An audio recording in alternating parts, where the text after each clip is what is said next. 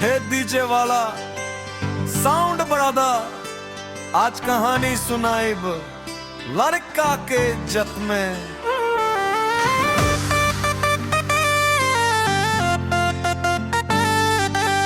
है मजे जेल यात्रा लिखल बा किस्मत में, नाम गुंजेला पूरा इलाका के इज्जत में। दुश्मन देख के डर जाला रात में, यारी निभाईला हम जान लगा के बात में। जेल यात्रा जिंदगी के खेल बानी राला, हंस के सहली हर दर्दवा समय बदल जाला। माई के दुआ साथे बा बाबू के आशीर्वाद, गलती से ना झुकी कभी हमरा दिल के इरादा। गांव के गली में चर्चा बा, नाम के पहचान बा। मुश्किल चाहे लाख आवे, हिम्मत अपना जान बा।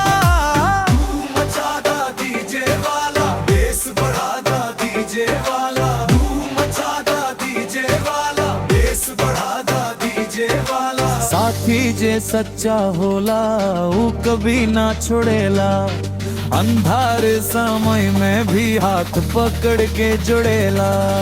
जेल के दीवार देख के हौसला ना टूटेला, कल के सूरज नया होई किस्मत फिर से फूटेला। ए मजे जेल यात्रा लिखल बा किस्मत में, नाम गूंजेला पूरा इलाका के इज्जत में। जेल यात्रा जिंदगी के पहलवानी राला,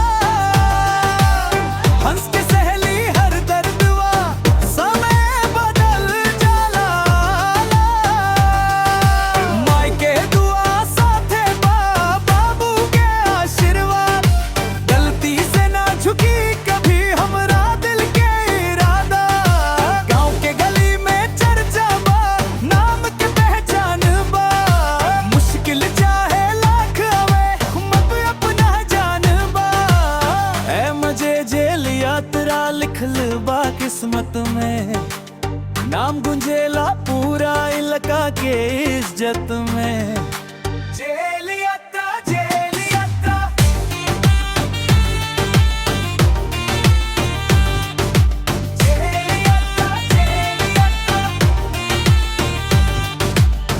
रुआ प्यार बनवले रखी, नया सफर शुरू हुई।